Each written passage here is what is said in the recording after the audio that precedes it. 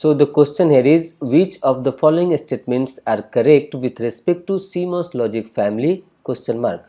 Option A, CMOS consume extremely low power in a static state. Option B, dynamic power dissipation in CMOS depends on VDD and frequency. Option C, power dissipation in CMOS is inversely proportional to frequency of operation. Option D, dynamic power dissipation in CMOS is directly proportional to square of VDD। So यहाँ पर option A को check करने के लिए हमने एक यहाँ पर CMOS बेस्ड इन्वर्टर लिया है। तो ये हमारा सर्किट है इन्वर्टर का। तो जैसे कि हम सब जानते हैं CMOS इन्वर्टर के ऑपरेशन से कि किसी भी इनपुट के लिए at a time only one transistor will be on. So जब PMOS ट्रांजिस्टर हमारा ऑन होगा तो उस समय में NMOS ट्रांजिस्टर हमारा ऑफ होगा, और जब ये हमारा ऑफ स्टेट में होगा तो हमारा NMOS क्या होगा, ऑन स्टेट में होगा। सो यहाँ पर स्टैटिक का क्या मतलब है?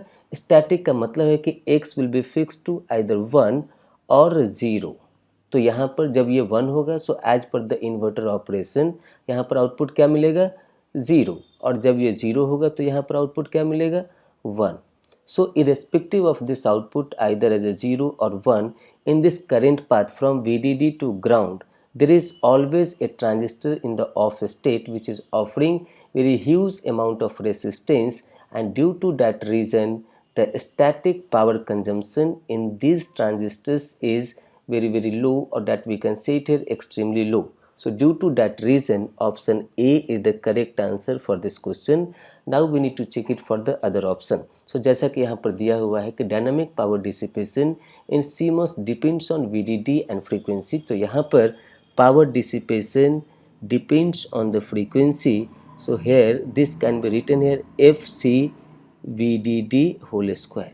ये static में क्या था कि their input should be either fixed to 1 or 0, but अगर यहाँ पे more frequently ये इनपुट चेंज होगा तो वो फ्रीक्वेंसी डिपेंडेंट फिनोमेना हो जाएगा। तो यहाँ पर power dissipation across the MOS it is given here PD is equal to F into C VDD का होल स्क्वायर, ये इसका फॉर्मूला होता है।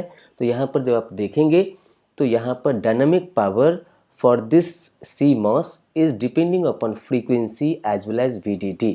तो इससे क्या दिख रहा है, इससे दिख रहा है कि ऑप्शन बी भी हमारा सही है, क्योंकि यहाँ पर हमने लिया है MSQ। अब देखते हैं तीसरा, that is option C, power dissipation in CMOS is inversely proportional to frequency of operation. But यहाँ पर आपको दिख रहा है this PD is directly proportional to F। So due to that reason option C is not the correct answer for this question.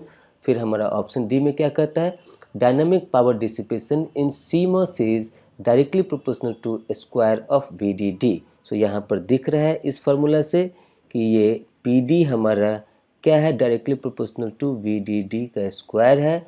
सो इससे हमको दिखता है कि ऑप्शन डी का स्टेटमेंट भी हमारा सही है। और यहाँ पर सी क्या है, तो सी हमारा कैपेसिटेंस है। सो यहाँ पर अगर हम लोग देखें तो यहाँ पर जैसे कि मैंने मेंशन किया कि ये MSQ है। So that right answer for this question is option A, option B, option D. So ये तीनों हमारा इसका सही आंसर है। And by this way this is the end of the explanation for this question.